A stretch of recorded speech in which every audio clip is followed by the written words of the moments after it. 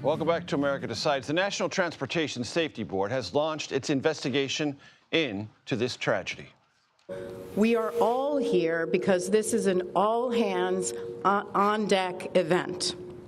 And we're here to assure the American people that we are going to leave no stone unturned in this investigation.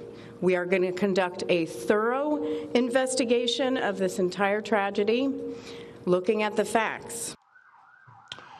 CBS News transportation safety expert and analyst Robert Sumwalt joins us now. He's former chair of the National Transportation Safety Board.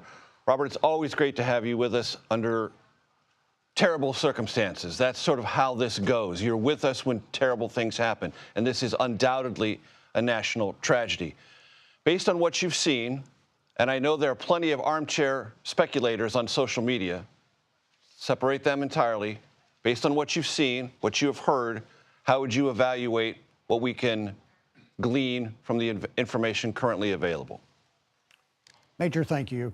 You know, I came from the NTSB, and I'm not going to speculate. There's a lot of information out there. Some is true and some is not. I think it's important to just slow down, take a breath, let the NTSB do their jobs, let them collect the information, and then disseminate it in a reasonable manner.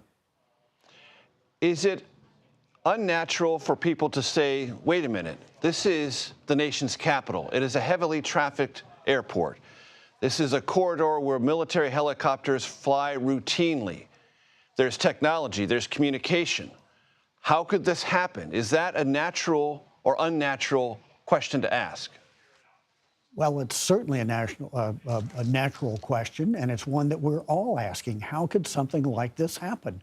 And the NTSB will get to the bottom of it, and then ultimately they will come out with recommendations to keep something like this from happening again.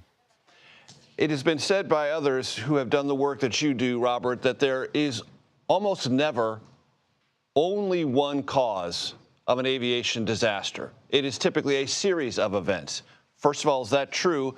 And do you have any sense of what series of events might have been, if not to blame, implicated? Well, you're right. I've investigated or been involved in the investigation of over 200 transportation accidents, and I do generally find that there is more than one factor involved in the accident. I think there's a couple of things that will be really under the microscope here. One will be, how did the lateral spacing of the regional jet and the helicopter, how did that get so tight that it was just a matter of feet that they were separated by? I'm curious about that, and I know the NTSB will dig into that. What about our reporting, and others have reported similarly, that in the control tower there was one air traffic controller monitoring the movement of helicopters and civilian aircraft simultaneously, an obligation typically undertaken by two in the control tower? Well, Major, I've not independently verified that, but if that's the case, I would be very concerned. The very first aviation disaster I went to as I was a brand new NTSB board member was in fact an accident where we found that there was only one controller on duty when the FAA's guidelines called for two. And we feel like that had that control tower been properly staffed, that accident may not have occurred.